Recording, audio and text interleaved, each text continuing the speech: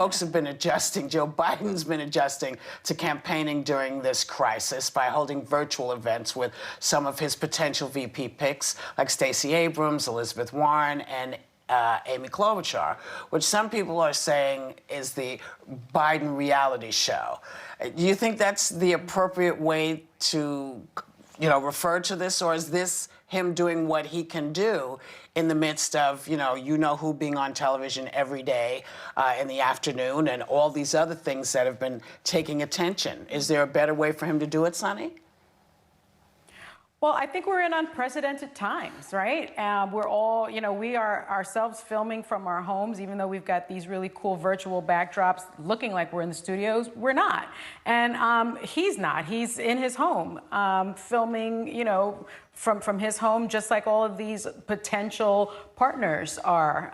And so I actually think it's pretty creative. I think it's pretty inventive. People will get the visual of what would it look like if these two were holding a press conference together. How do these two work together? What is the chemistry? So I actually sort of like watching them. I think it's pretty creative. I think it's inventive. I don't consider it to be this beauty contest thing that people are saying, or reality show. I think it's the furthest thing from it, Megan, you've seen this process play out firsthand before. Is this the best option for him now, given, what the television landscape is and what we're seeing in other places?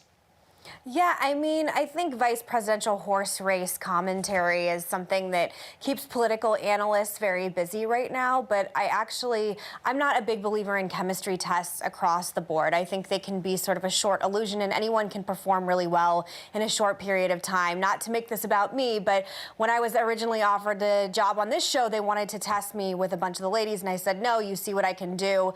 Fast forward a few years later, I again refused a chemistry test, and I ended up getting hired anyway. I think vice presidential picks are the exact same way. I think you probably know. My father, and I know people get very triggered when I talk about him, so just bear with me. He chose an unorthodox running mate, and he chose someone that he hadn't had a lot of experience with. In fact, I believe that he had only met Sarah Palin twice before announcing her as his vice presidential pick. And when he was dying, he did an interview with his HBO documentary filmmakers that made a documentary about him, and said one of his biggest regrets wasn't choosing Joe Lieberman. And I think in the case of Joe Biden and the kind of times we're in, he has to go with the person who is going to lead us out of this absolute epidemic, pandemic, generational crisis, because as far as I'm concerned, it's looking like it's going to get a whole lot worse before it gets better. And I think he needs to go with someone who is going to look like on stage and on camera with him and in the White House, quite frankly, someone who he trusts. He trusted President Obama. They were very close friends. It's widely reported, widely known of their friendship and trust. And I think that is going to be the thing that's most important. And I think that's sort of, as Sonny put it, beauty queen contest, who can perform the best in front of a camera for 20 minutes is probably completely ill-suited for this time. And I think it also is really sort of, a put down to those of us who are actually looking at this as the future of the country.